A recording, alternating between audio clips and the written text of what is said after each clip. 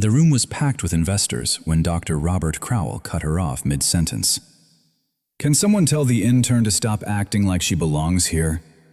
He flicked a simulation onto the glass wall and hit a 10-minute countdown. "Fix it, and you stay. Fail, and you're done." Every camera stayed on Lena Parker as the timer started.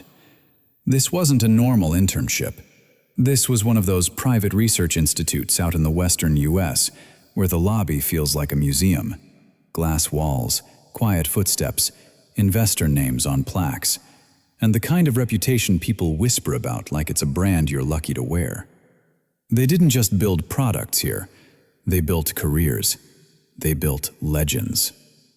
The institute had billion-dollar contracts, partnerships that came with non-disclosure agreements thicker than a textbook, and a steady parade of investors who didn't care how smart you were.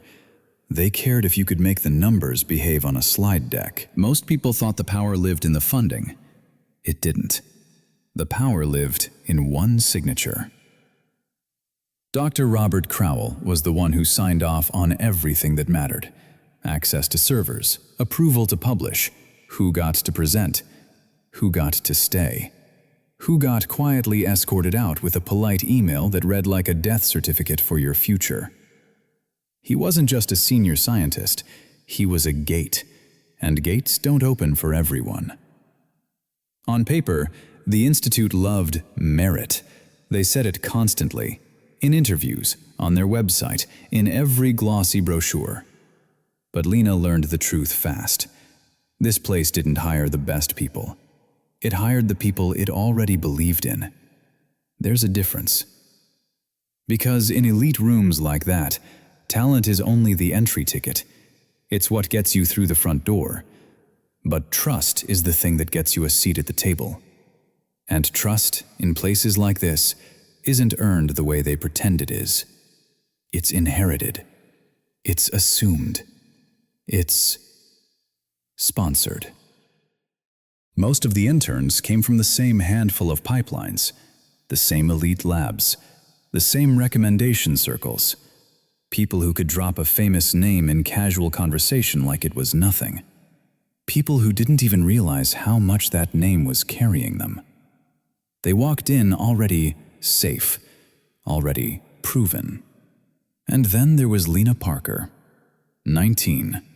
No fancy network, no professor parents, no family friend who'd make a phone call and smooth things over. Her mom worked double shifts. Her dad was never in the picture.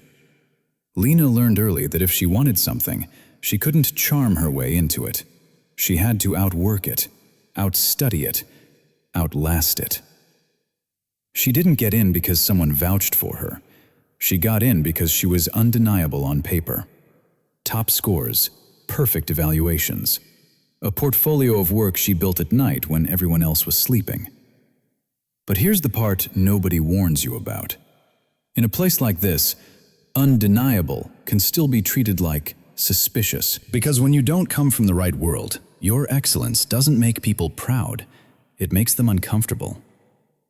Study groups didn't invite her. Not directly. They'd forget. They'd assume she was busy. And when she did speak, there was always that half-second pause, like the room needed permission to take her seriously. Even compliments came with a sting. "You're so articulate. You're surprisingly sharp. Wow, you picked that up fast."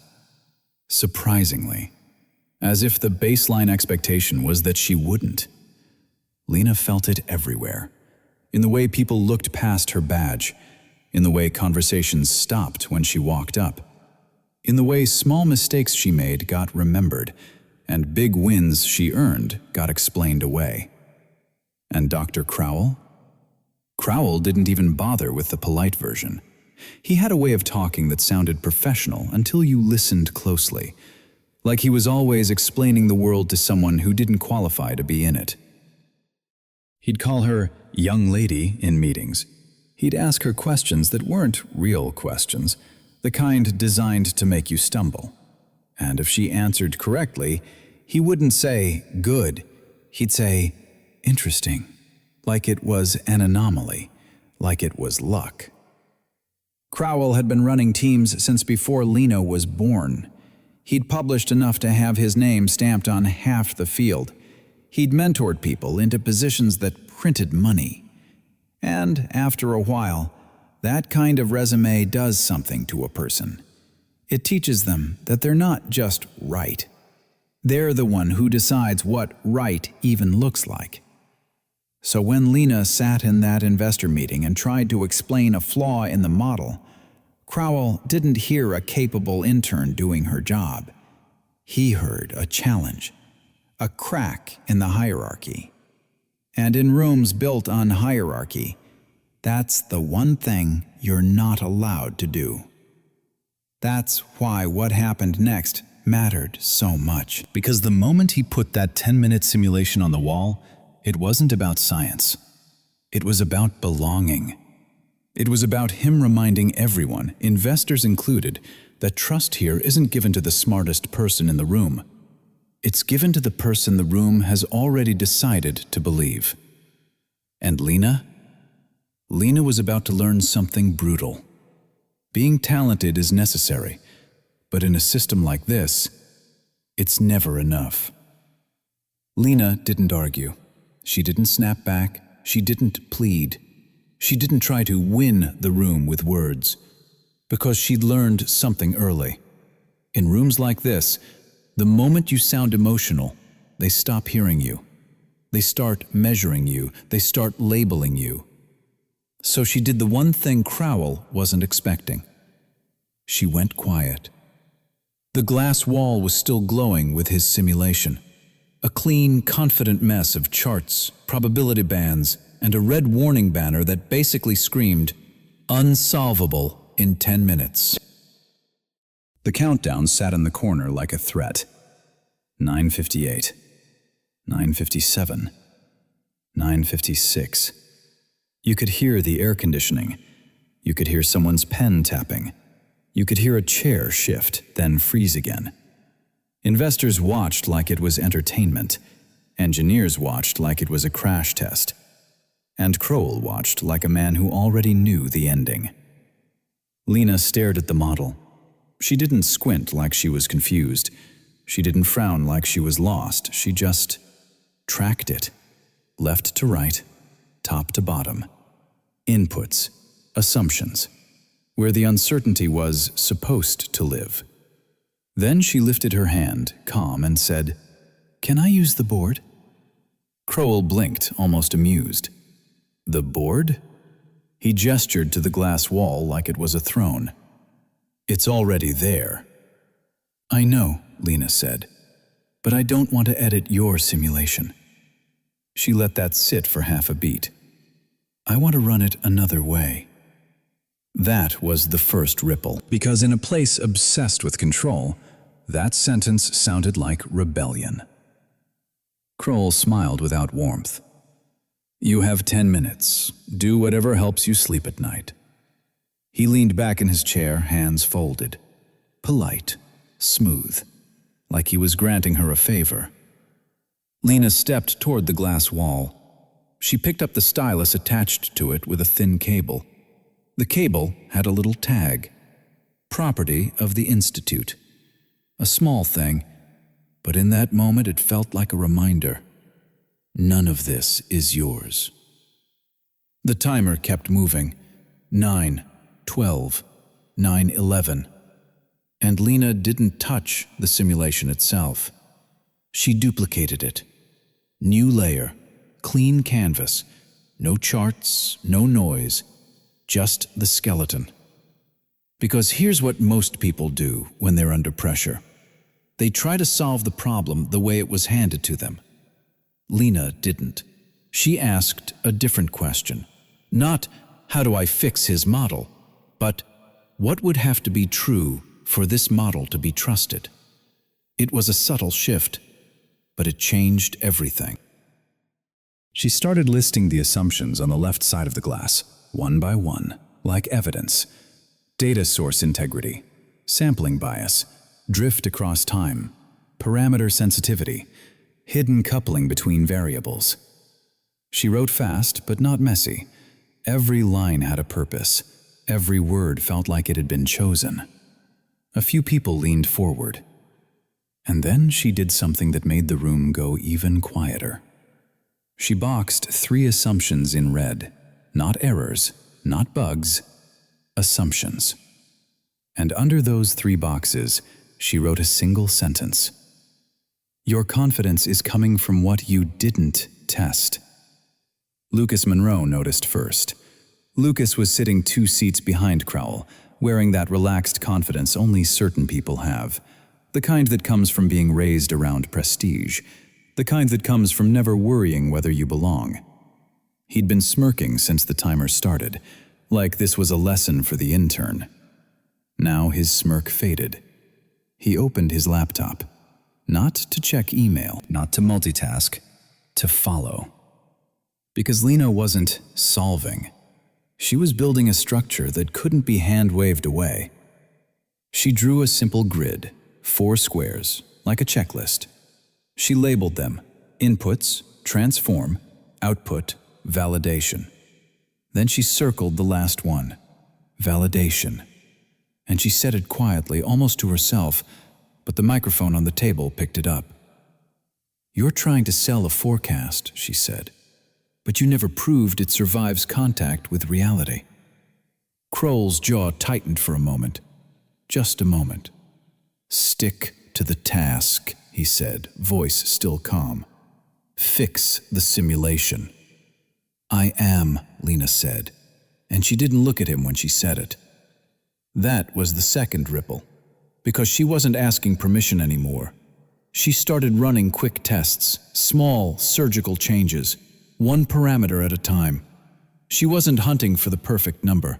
She was hunting for fragility.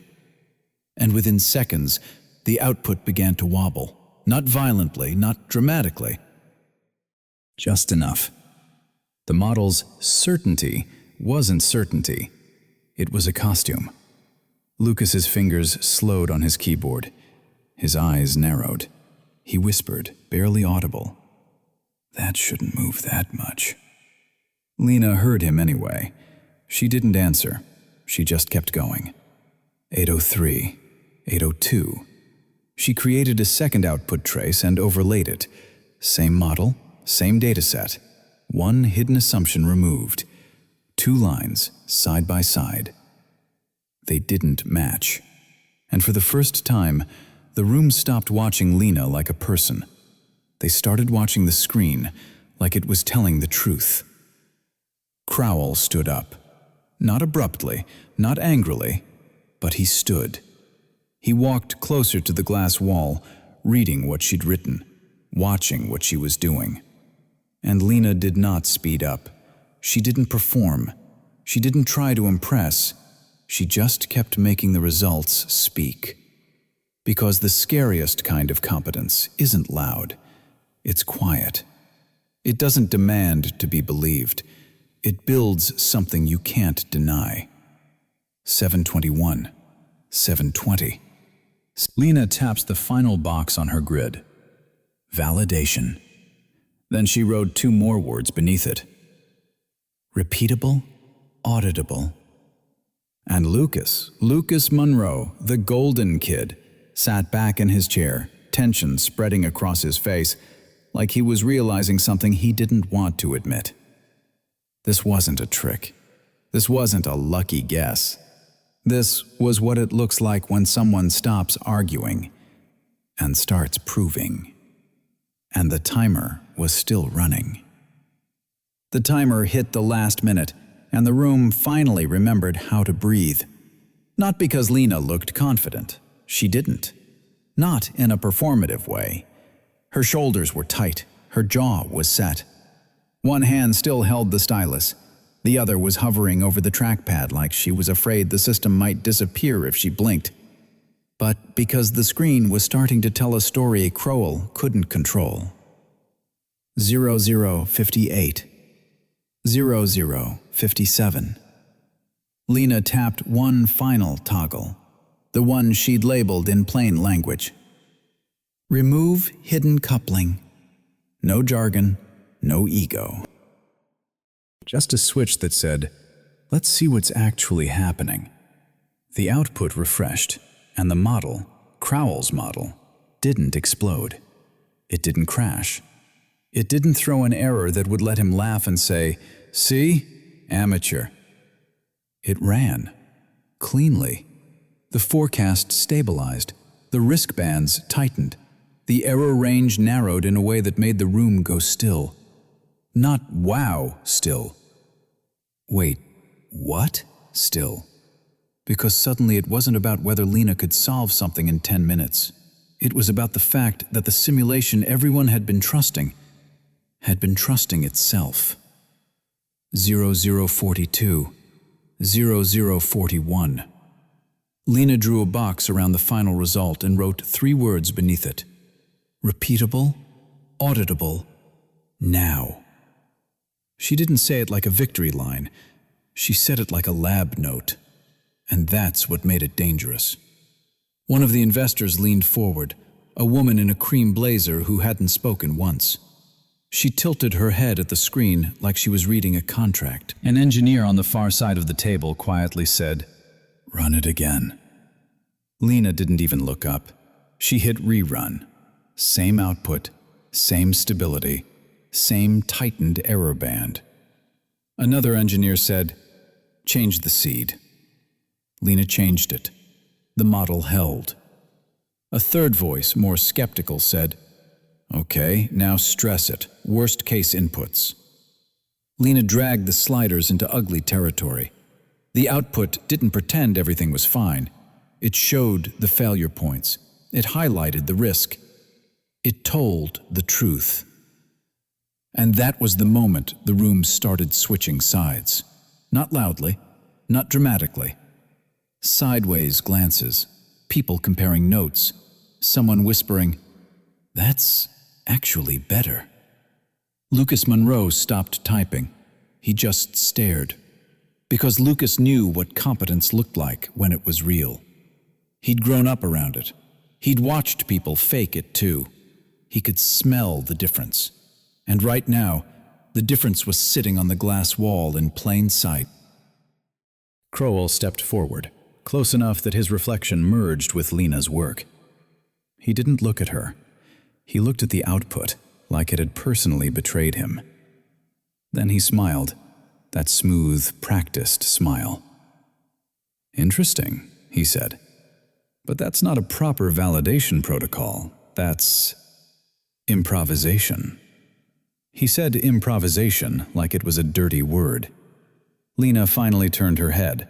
Not defiant, not dramatic, just tired. "You gave me 10 minutes, she said. "You didn't give me your protocol." That landed, because everyone in that room understood the game Crowell had been playing. He hadn't set a fair challenge. He'd set a trap. And Lena had walked through it without asking permission.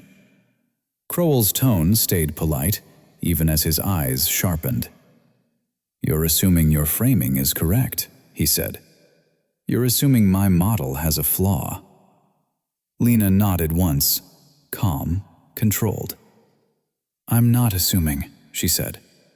"I'm showing you what happens when the assumptions are tested." Silence. The kind that makes powerful people uncomfortable. 0019. 0018. And then something small happened that mattered more than all of it. A phone buzzed. Someone near the back of the room had their screen angled low under the table, thumb moving fast. Not texting, not scrolling. Saving. They weren't saving Lena, they were saving the screen. Because in places like this, truth isn't safe when it only exists in the room. Truth is safe when it exists outside the room. Lena saw the glow, just for a second, and her stomach dropped.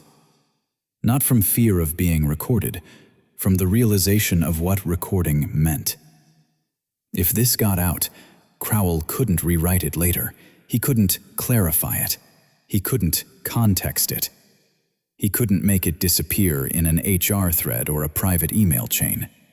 This moment would have witnesses. 0007. 0006. Crowell tried one last move, the one he'd used his whole career. He looked at the investors, not at Lena. "I don't think we should be making decisions based on an intern's demonstration," he said, voice calm, reasonable, almost protective. "We need rigor." Rigor. That word was his shield.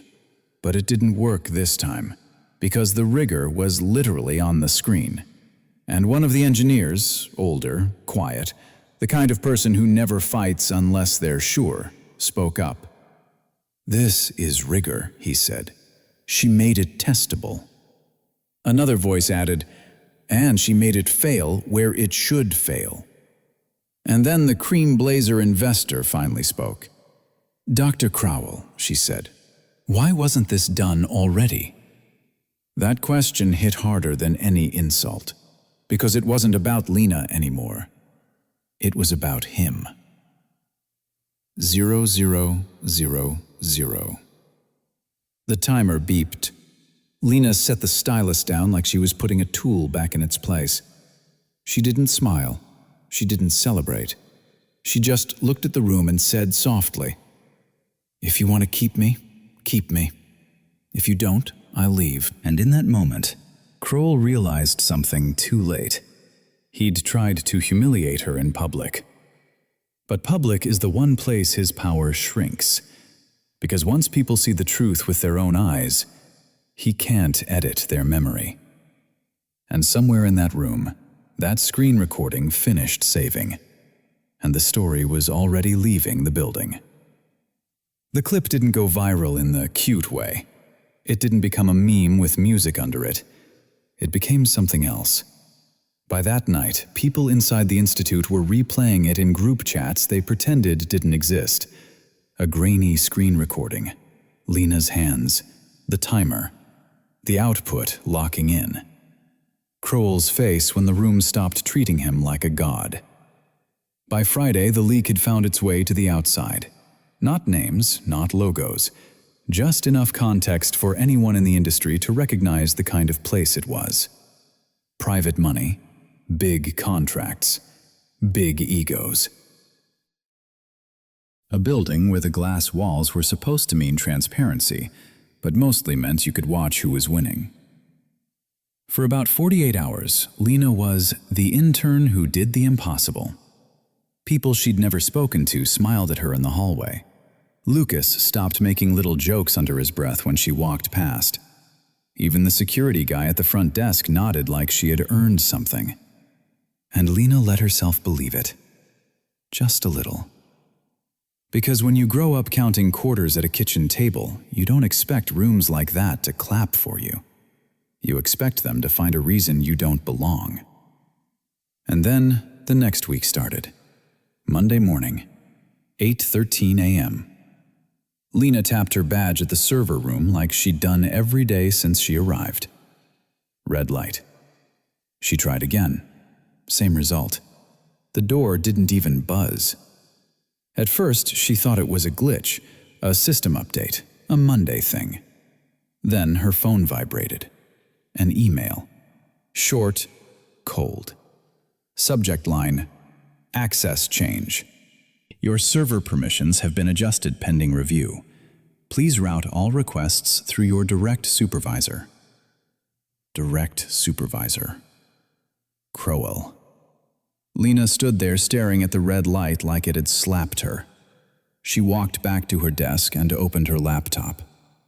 Half her folders were gone. The repository she had been working in for weeks was suddenly restricted. The datasets she'd cleaned, the logs she'd annotated, the run history she'd saved, locked behind a wall she didn't build. Maya looked over from the next desk. "Did your badge just—" Lena didn't answer. She couldn't, because the truth was simple and humiliating. She had just been reminded who owned the building. Tuesday, Crowell called the team check-in. Same calm voice, same polite smile, like nothing happened. He didn't mention the meeting. He didn't mention the leak. He assigned Lena a stretch task. No sarcasm, no obvious cruelty. Just a neat little project title in a shared doc. Independent verification. Replicate results under new constraints. Under new constraints. The constraints were the trap. The task required the same server access he had just taken away. It required internal documentation she couldn't open. It required tool licenses she didn't have. When Lena pointed that out, carefully, in writing, Crowell replied within 2 minutes. Great question. Part of research is resourcefulness. I'm sure you'll find a way. If you've ever been in a place like this, you recognize that sentence. It sounds like mentorship. It's actually a noose. Wednesday. The performance review dropped. Not annual, not quarterly, mid-cycle, unscheduled. A PDF with 3 boxes checked in bold. Needs improvement, collaboration. Needs improvement, process compliance. Needs improvement, judgment. Judgment. Lena read that word 3 times because the week before, the entire room had watched her judgment save the project. But here was the lesson nobody teaches you when you're young and talented. Winning in public doesn't mean you're safe in private. Because there's a kind of person who doesn't hate you when you fail. They hate you when you succeed, without their permission. Kroll didn't target Lena because she wasn't good enough. If that were true, he could have ignored her. People with real power don't waste energy on people they don't fear. But Lena did something dangerous. She broke the story Kroll lived off, the story that only the right people belong in that room, the story that he gets to decide who counts as brilliant and who counts as lucky. When Lena made the model behave in front of witnesses, it wasn't just an output that changed. A throne shifted. And men like Kroll don't forgive the air for moving. They don't say, I was wrong. They say, fine, then I'll change the rules. Because in elite spaces, talent is the entry ticket, but being believed is the real currency. And Crowell controlled belief. He controlled access. He controlled the paper trail. He controlled what became official. Which is why the next email hit harder than any insult. Thursday, 6:02 p.m. Everyone else was gone. The building was quiet in that sterile way, like it was proud of how late it stayed awake. Lena's inbox refreshed. Subject line, internship status. No greeting.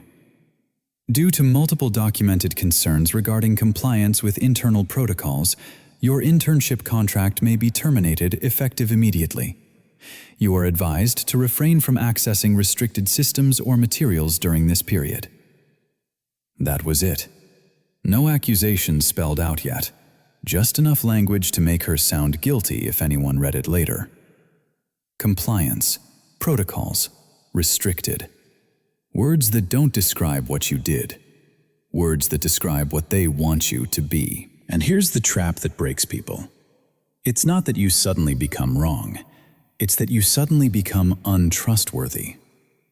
There's a common illusion, a sweet one, the one you grow up with if you're the kid who always got A's and thought that would protect you. If you're good enough, the truth will take care of itself. But the world doesn't run like a classroom. It runs like a quiet courtroom. In a courtroom, feelings don't count as evidence. Intentions don't count as evidence. And talent doesn't automatically count as evidence either. Lena had proved herself once, in 10 minutes, in front of everyone. But systems don't collapse because of a moment. They collapse when the truth is packaged into something other people can check, something that can be replayed, something that can't be misremembered later. Crowell wasn't scared of Lena being smart. He was scared of Lena being smart and knowing how to make other people confirm it without him. That's the difference between I know I'm right and you are forced to admit I'm right. The second one doesn't need a loud voice. It needs a file, a timeline, a trail. And right now, Lena didn't have that. Because the moment he cut her access, he didn't just take resources. He took her ability to prove what had happened. Maya came back to her desk with her bag half-zipped, eyes wide. "Lena, what did you do?" Lena stared at the email until the letters blurred. Then she whispered, "Nothing." And the scariest part was realizing that nothing wouldn't save her. Because Crowell didn't need to prove she was wrong. He just needed to make her disappear from the record. And next, he was going to give the disappearance a name. Friday morning, Lena walked in like someone who still believed the rules applied evenly. Same badge, same hallway, same cold air conditioning that made everyone talk quieter than they meant to. She didn't even make it to her desk. 2 security guards were waiting near the elevators.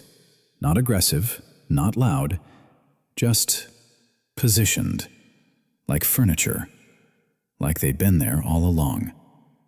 "Lena Parker?" one of them asked. And the way he said her name told her this wasn't a conversation. It was a procedure. "Yes." "Please come with us." People looked up from their monitors and immediately looked back down. Fingers started typing too fast. A chair squeaked. Someone's coffee machine hissed like it was embarrassed to make noise. Lena felt her face heat up, that old, ugly feeling. Like being called to the principal's office. Like being guilty before you've even heard the charge. They walked her past the glass conference rooms, past the wall of awards, past a framed photo of Crowell shaking hands with a senator. Then they opened a door she'd never seen before. Inside, the room was bright and bland. A table, 3 chairs, a camera in the corner that was very casually not recording. Maya wasn't there. Crowell was. He stood when she entered, like a gentleman. Like this was a meeting he had scheduled on purpose. "Lena," he said softly. "Thank you for coming." Then he slid a folder across the table. A folder? Paper? Old school? The kind of thing that feels official even when it's filled with lies. On the top page, in bold, was a phrase that made her stomach drop. Allegation of misappropriation. Under it, another phrase. Potential and a breach. She blinked hard, like that would change the letters. Crowell folded his hands, calm, polished, almost regretful. "I wish it didn't have to come to this," he said. "But certain irregularities have been flagged, and given the sensitivity of our work, we have to treat this seriously." Irregularities. That was the first trick. He didn't say, "You stole." He said, "Things have been flagged." Like the accusation wasn't his. Like the system did it all by itself. Lena's voice came out smaller than she wanted. "What are you accusing me of?" Crowell sighed like she was making him repeat something obvious. "Unauthorized access to proprietary data sets," he said. "Exporting materials outside approved channels. Using internal models to produce external work." External work. The second trick. He was taking her success, her public, visible success, and rebranding it as evidence of misconduct. Lena stared at the folder. They were printouts, time-stamped screenshots, a list of file names she recognized, logs she had created, notes she'd written. The same way you can take a kitchen knife and call it a weapon, or take a rope and call it a noose. "This is my work," she said. "This is the replication you asked me to do." Crowell's smile didn't move. "I asked you to verify," he said, "not to duplicate, not to download, not to retain." He leaned forward, voice still gentle. "Lena, you're bright. But you're inexperienced. Sometimes people cross lines without realizing it. That was the third trick. Make it sound like concern. Make it sound like mentorship. Make it sound like you're being saved from yourself. Then he tapped the folder once. The Institute cannot risk IP leakage, he continued. And investors are already asking questions after recent attention. Recent attention. The leak. He said it like a virus she brought into the building. Lena felt her heartbeat in her throat. I didn't export anything, she said. I didn't send anything outside. I have the run history, I have the logs. I can show.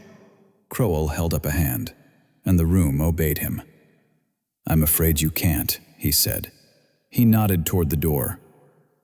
Effective immediately, your access has been suspended pending investigation. Your email account, your repository permissions, your badge credentials, everything. Lena's hands went cold. That's insane, she said. You can't lock me out and then accuse me based on records I can't even access. Crowell's eyes softened. I understand how that feels, he said. And that was the fourth trick. Validate the emotion. Don't change the outcome. He pushed a second sheet toward her, a single page. Temporary separation agreement. You may continue in the program, Crowell said, like he was offering mercy. If you cooperate. If you remain off-site. If you refrain from contacting team members. And if you do not discuss this matter publicly. There it was. Not just an accusation. A muzzle. Lena looked down at her phone. No signal in that room. Or maybe there was. Maybe she just couldn't breathe enough to notice. Maya was outside somewhere, not knowing what was happening. Or maybe she did. Maybe she was already panicking. And that's when the real stakes hit Lena like a wall. This wasn't about one internship. This was the kind of accusation that follows you. Quietly, professionally, permanently. Misappropriation, NDA breach, IP theft. In this industry, those words don't just get you fired. They get you blacklisted. You stop getting callbacks. Recruiters stop replying. People stop taking meetings. Your name becomes a warning. Crowell didn't need to prove Lena was a criminal. He just needed to make her a risk. Outside the room, Lena finally saw Maya in the hallway, hands shaking, eyes wide like she'd been crying and didn't want anyone to notice. Maya mouthed, "What happened?" Lena tried to speak, but the words wouldn't come out clean. She just held up the folder. Maya read the first line and went pale. "Oh my God," she whispered. "They're saying you stole it." Lena swallowed hard. "I didn't." "I know," Maya said quickly, too quickly, like she was trying to convince herself as much as Lena. Then Maya leaned in, voice dropping to almost nothing. "They locked your email already," she said. "Your Slack, your Drive. It's like you never existed." Lena felt the floor tilt. Maya's eyes filled, and she said the sentence that should be obvious, but never feels real until it happens to you. "They're erasing you from the record." And here's the part nobody warns you about when you're fighting someone with power. When they cut your access, they don't just take your resources. They take your ability to prove you're innocent. Because in a place like this, the person who controls the paper trail controls the truth. Lena stared at the folder in her hands, and for the first time since she'd arrived, she understood what she was actually up against. Not a bully, a system. And systems don't attack you with insults. They attack you with documentation. By Monday, Lena understood something that took her years to learn. You can survive humiliation. You can survive a cold room. You can even survive a lie. What you can't survive is being undocumented. Because once they label you, the next question isn't, did you do it? The next question is, can you prove you didn't? And Crowell had made sure she couldn't. Not inside his system. So Lena stopped trying to win with feelings. She stopped trying to explain. She started building a file, a case, a record, something that could outlive his voice. Sunday night, she sat at her kitchen table with her laptop open, a legal pad beside it, and a cheap external hard drive she'd bought at a gas station on the way home. Maya was on the couch, knees pulled to her chest, watching Lena like she was watching someone pack for a war. "You're not going back in there?" Maya asked. Lena didn't look up. "I'm going back," she said, "just not empty-handed." Step 1. Save everything. Not screenshots you text yourself, not notes in your head. Everything. Lena opened a fresh folder on her personal drive and named it something boring. Project Timeline. Then she started dumping in what she still had access to. Old emails, calendar invites, meeting notes, the original task list Crowell had assigned, the onboarding doc that told interns exactly where to store data, the training slide that said in plain English, replication work is expected. If it existed, she saved it. If it didn't exist, she wrote down what she remembered and dated it. No drama, no adjectives, just facts. Step 2. Find the standard. When people with power come at you, they don't come at you with truth. They come at you with policy. So Lena pulled up the handbook, the NDA template, the data access rules, the internal review protocol. What counts as authorized? What counts as export? What counts as proprietary? Because you can't defend yourself with, "I didn't mean to." You defend yourself with, "This rule says this, and I did this." Step 3. Get it in writing. Crowell loved meetings, private meetings, polite meetings. Meetings where he could say one thing and later claim he said another. So Lena stopped accepting anything that wasn't written down. She drafted a simple email, the kind that doesn't sound angry, the kind that sounds professional enough to be forwarded. "Hello, Dr. Crowell. To ensure I understand the allegation correctly, can you specify which dataset, which date range, and which action is being considered a violation? I want to address this precisely." She didn't accuse. She asked for details, because details are where lies start sweating. Step 4. Create neutral witnesses. Not friends, not people who feel bad for you. Neutral. People who care about procedure.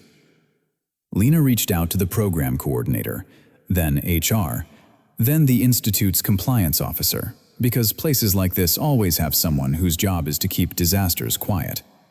And she documented every attempt. Email sent. No reply. Follow-up sent. Time, date, subject line. Because I tried means nothing without a record of trying. Step 5. Never meet alone and always recap. Crowell requested a call that Tuesday. Of course he did. Lena agreed, but she did it her way. She asked for a calendar invite. She asked for an agenda. She asked to include the coordinator as a note-taker. They declined the note-taker. So Lena did the next best thing. After the call, she sent a recap email within 10 minutes. "Thank you for speaking today. My understanding is, 1. My access remains suspended. 2. The allegation is based on activity logs dated X. 3. You stated that replication is not permission to retain artifacts. And 4.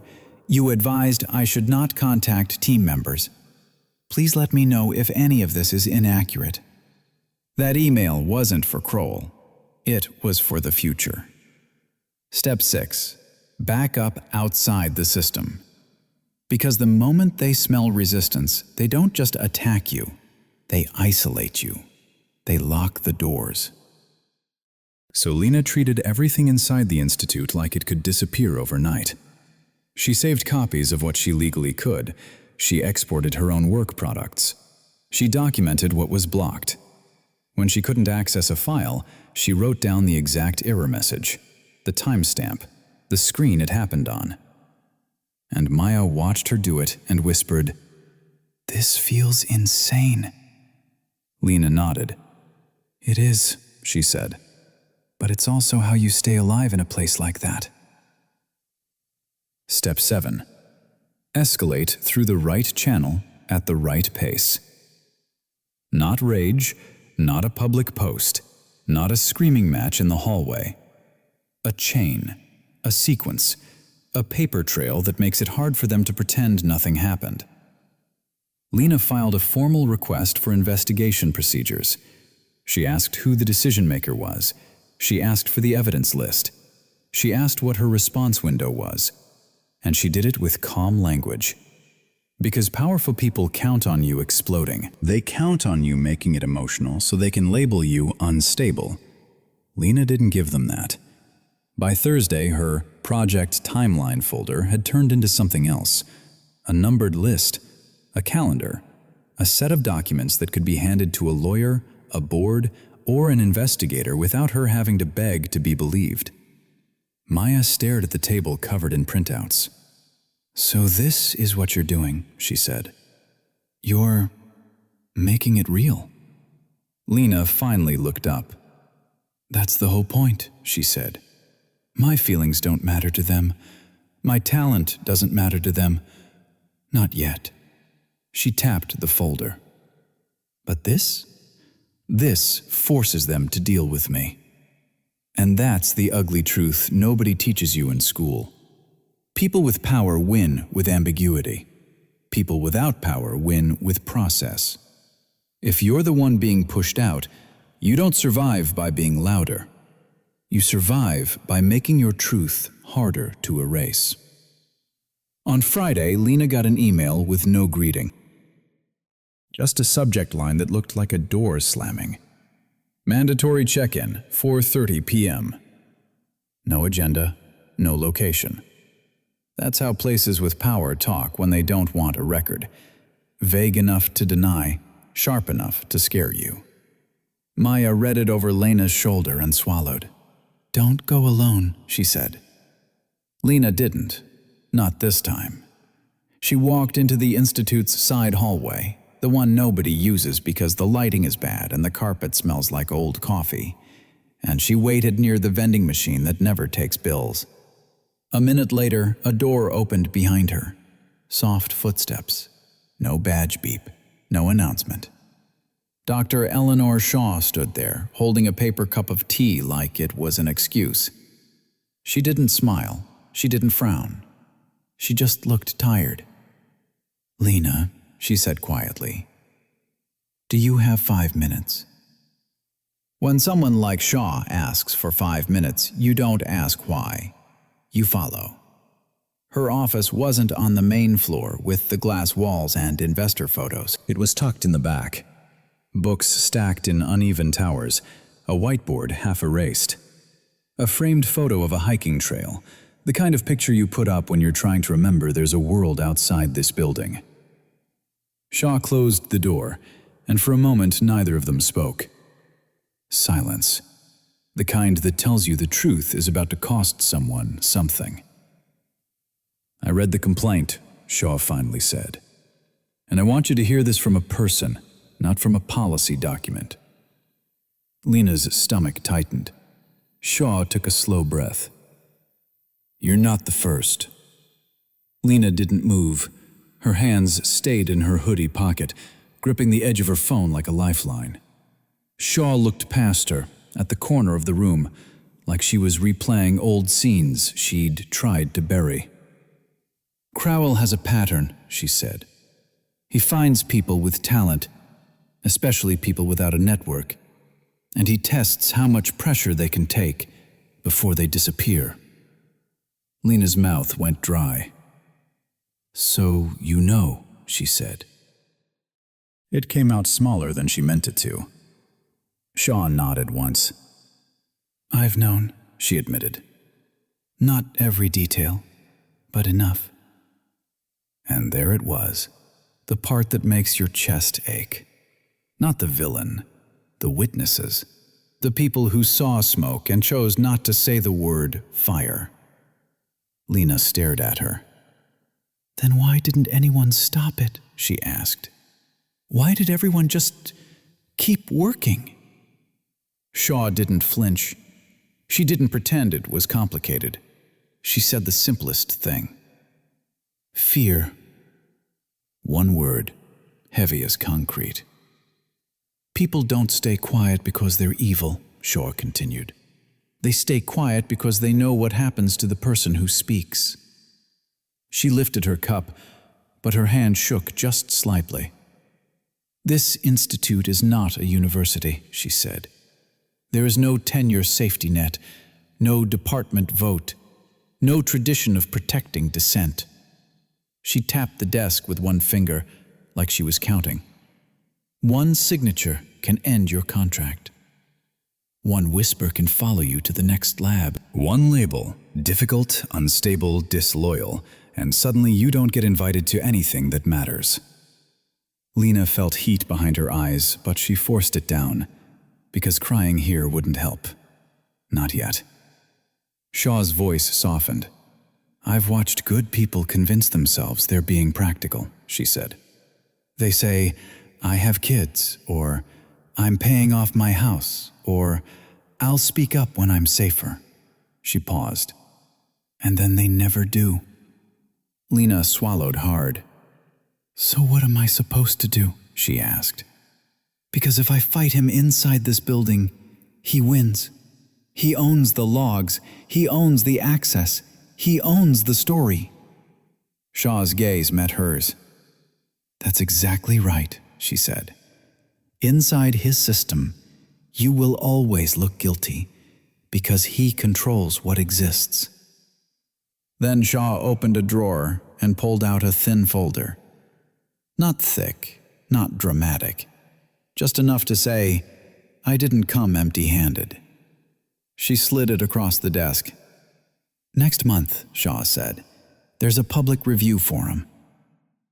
The Pacific Tech Accountability Summit. It's where labs show their methods to outside auditors, investors, partner institutions, people who don't take one person's word as gospel. Lena's heart beat harder. "A conference?" she asked. "Not a conference," Shaw corrected. "A proving ground." She leaned in, lowering her voice like the walls could gossip. "If your work can be replicated there," Shaw said, "it stops being your claim versus his reputation. It becomes testable." "And when something is testable," she said, "it becomes dangerous. For him." Lena stared at the folder like it might be a trap. "Why are you telling me this?" she asked. "Why now?" Shaw's eyes flickered, just for a second. Guilt, regret, something older than this moment. "Because I'm tired of being the kind of person who knows," she said, "and does nothing." Another silence. Then Shaw added quieter, "I told myself I was staying out of it to survive, but the truth is, I was also protecting my comfort." She sat back. "And every time I stayed silent, I helped him." Lena felt something shift in her chest. Not relief, not victory, just a cruel kind of clarity. This is how monsters live a long time. Not because they're unbeatable, because everyone around them is calculating. Shaw slid a notepad toward Lena. "Here's what you do next," she said. "You keep building your file. You keep everything off their servers, and you prepare something that can stand in daylight." Lena's voice came out steadier than she expected. "And if I do that," she asked, "will people actually back me?" Shaw didn't promise her the world. She didn't sell hope like a product. She gave her the only honest answer. "They won't back you because they suddenly grow brave," she said. "They'll back you when it becomes safer to stand with the truth than to stand with him." She paused. "That's what your evidence does," she said. "It changes the cost." Lena looked down at the folder, then back up. "And you?" she asked. Shaw held her gaze. "This time," she said, "I'm not going to be silent." And for the first time since the complaint hit, Lena felt something other than panic. Not confidence, not comfort, but a path. Because she didn't need the whole institute to believe her. She needed one credible person to say the words out loud. "I confirm it." And sometimes, that's how a system starts to crack. On Tuesday, Lena's badge worked again. One green light, one soft beep, like the last week never happened.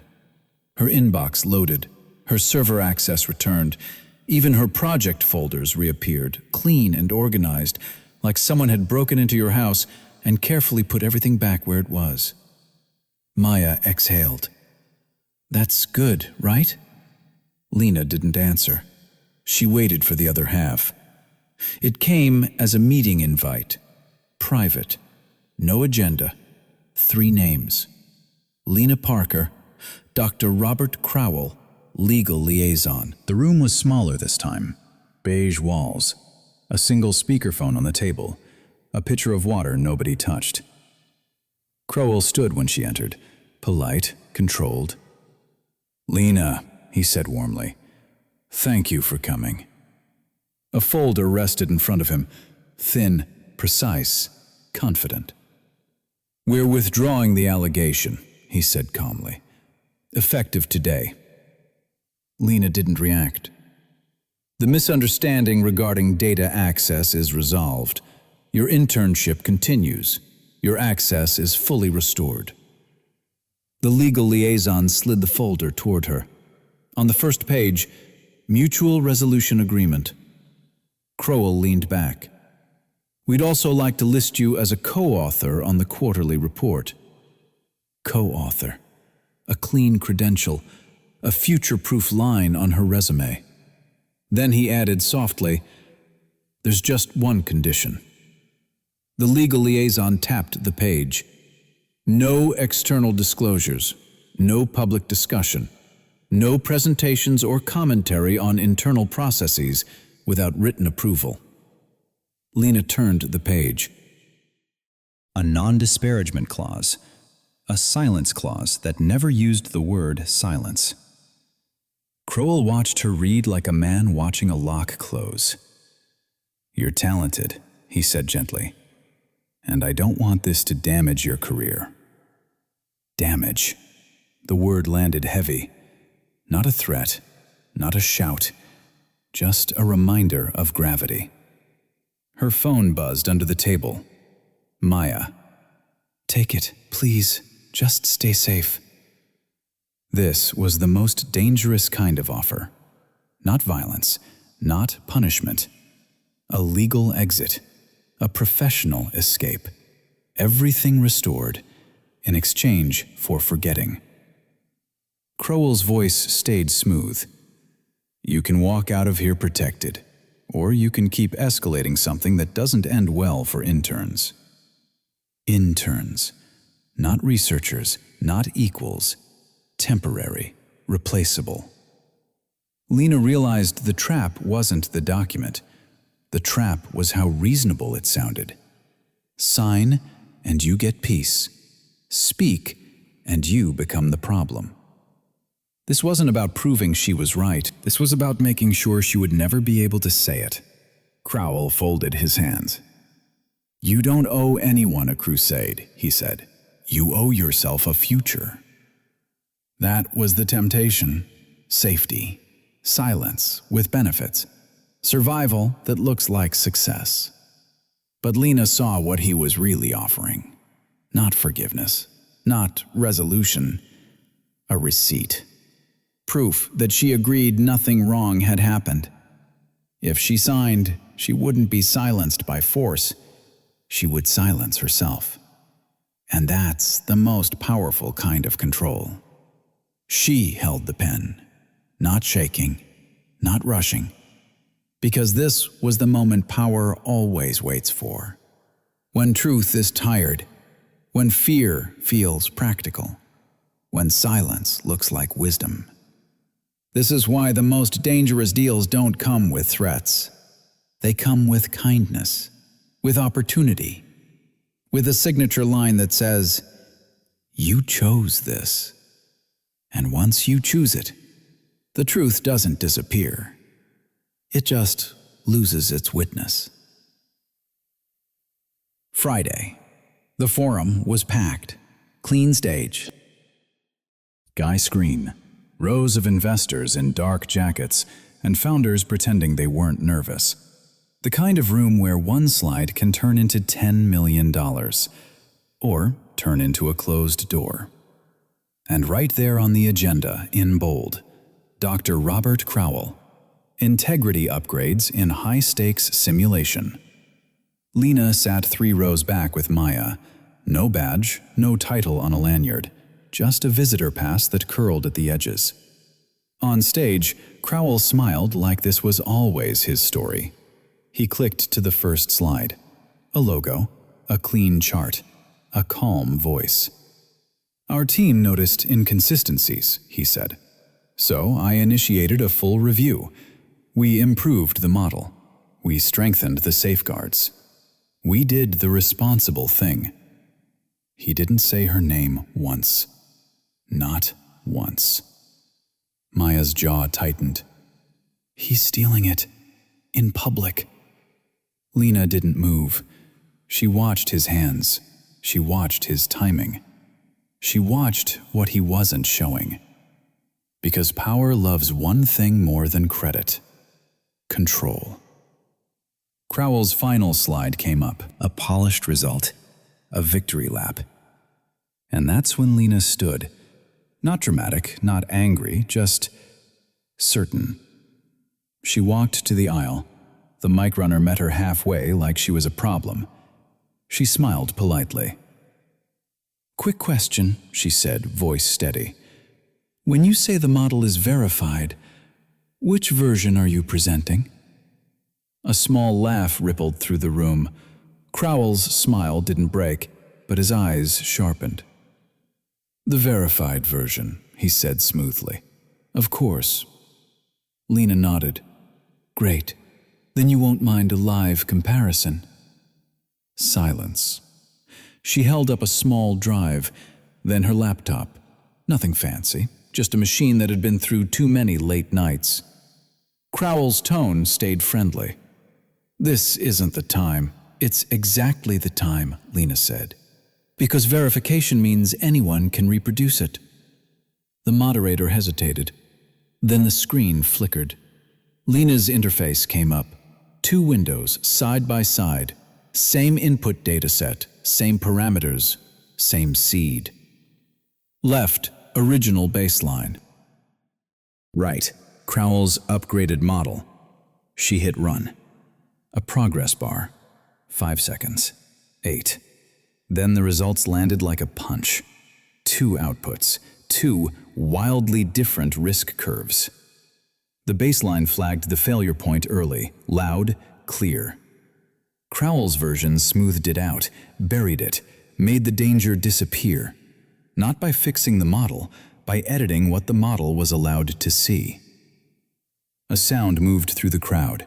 Not clapping, not boos. That sharp, uncomfortable noise people make when they realize they've been lied to. Politely. Crowell stepped toward the mic. "That's a misconfiguration." Lena didn't argue. She didn't plead. She clicked one more tab, a time-stamped log, exported, off-system, immutable. "Here's the commit history," she said. "Here's when the filter was inserted. Here's who approved it." Crowell's mouth opened. Nothing came out. Because in rooms like this, you can debate opinions all day, but you can't debate a repeatable result. And in that moment, Lena understood the real rule. Crowell's power wasn't his brilliance. It was his monopoly. On the data, on the narrative, on what counted as truth. So she broke the monopoly. She didn't take his microphone. She took away his ability to rewrite reality. Monday. Crowell's calendar was suddenly unavailable. His inbox went quiet.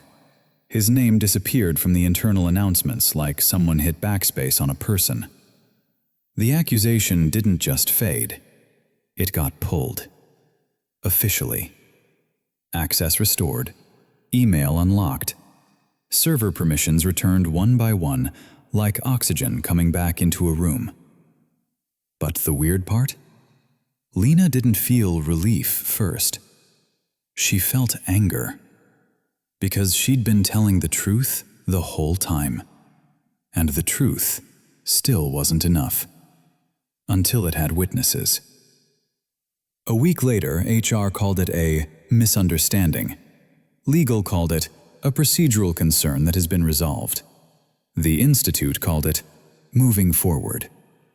Crowell called it nothing. He didn't apologize. He didn't have to. Men like him rarely pay in words. They pay in silence, in doors that don't open the same way anymore. And Lena? She got offers, a transfer, a new badge, a seat at meetings she used to stand outside of. But she stopped chasing permission, because she finally saw the real math of power. Talent is the entry ticket, proof is the weapon, and credibility is the lock on the door. Then Dr. Eleanor Shaw did something that shocked everyone who'd been watching quietly. She stepped up, publicly, not in a hallway, not in a between-us conversation, on record. "I should have spoken sooner," she said, voice flat. "I didn't, because I was afraid of what it would cost me." Silence. You could feel people swallowing their own guilt. Shaw didn't blame Crowell first. She blamed the system that trained good people to survive by staying small. "I told myself it wasn't my fight," she continued. "But that's the lie that keeps this place unsafe." And that was the moment Lena understood something most people learn too late. You don't need the whole building to believe you. You need one person with a name people respect, willing to say, "She's telling the truth."